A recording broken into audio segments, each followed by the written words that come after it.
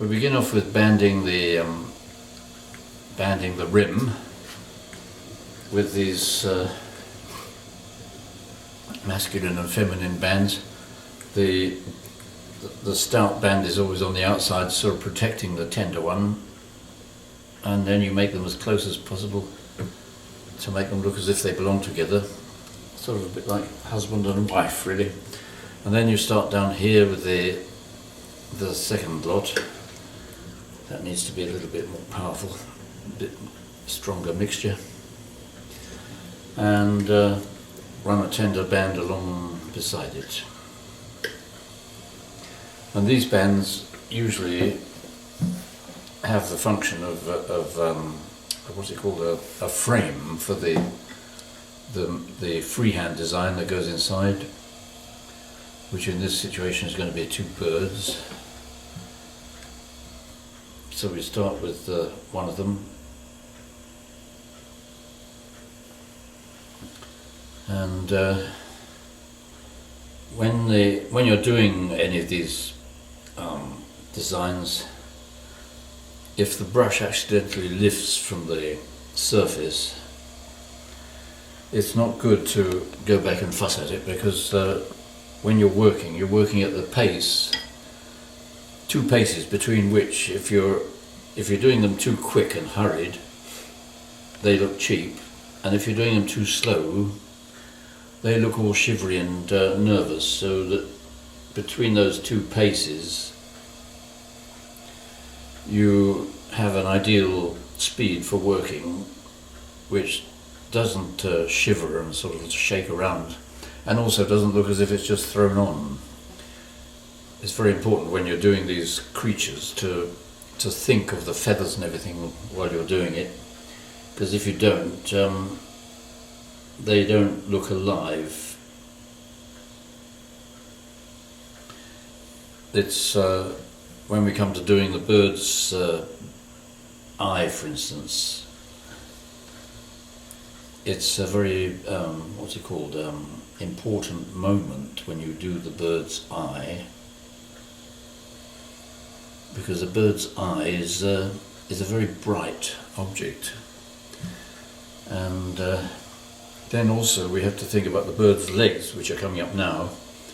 The bird in front is usually the feminine bird, so she's sort of sitting down, and then the one at the back is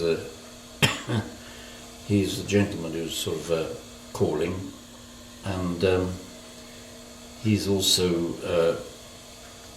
the one in front the legs have to come in front of the one at the back. Right, now we're going to move on to the bird's eyes, and when we're doing them, where you place the eye is very important, because if you place it wrongly, the bird can look stupid. But it's very necessary to place the eye so that the bird looks intelligent and bright, of course. And this is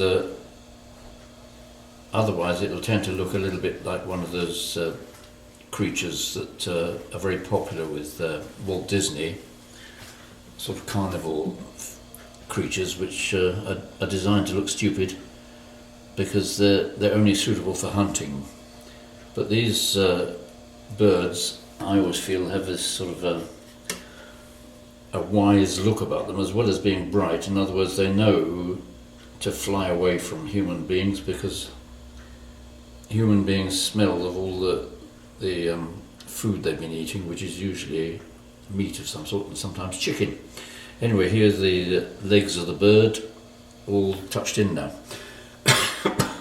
We now move on to the the cartouches that surround these creatures to fill up the frame.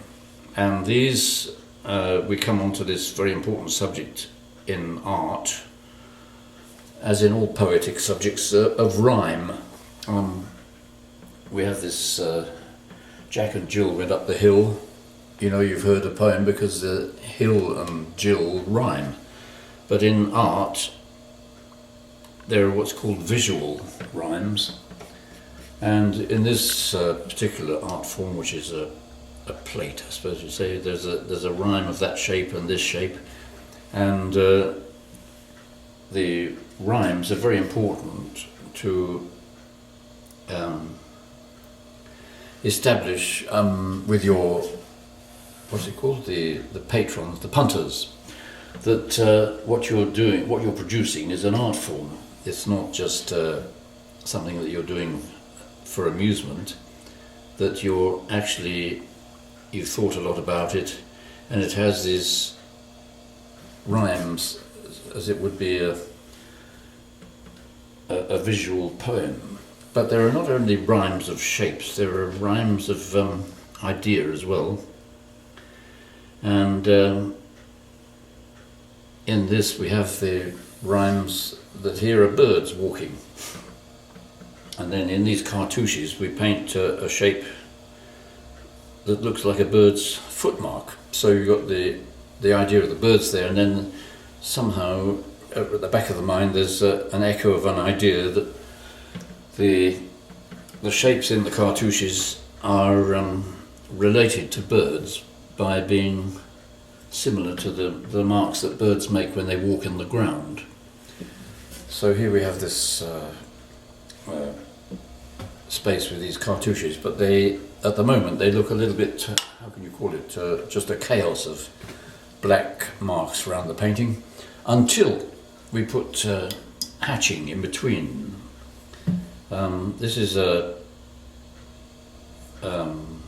tradition, I suppose, a code that comes down from the Renaissance in Italy. Michelangelo and Leonardo and all these great masters used to draw a lot, and they always put hatching when they wanted to convey that the picture plane goes back into the canvas, and it became quite a recognisable sign of their ability to convey illusions.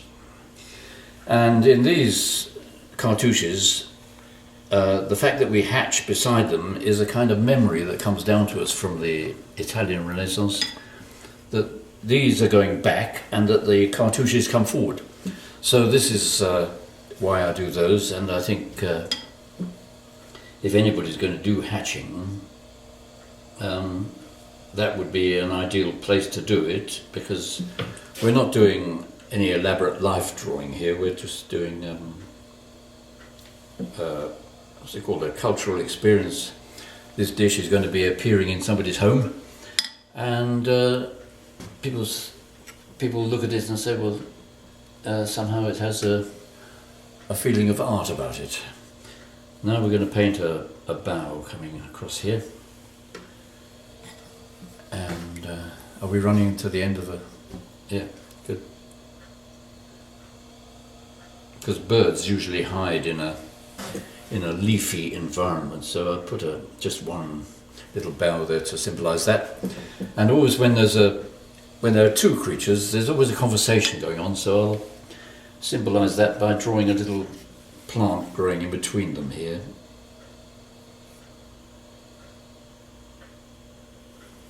Which is like a sort of blossoming of a friendship of some sort. And there's our plate.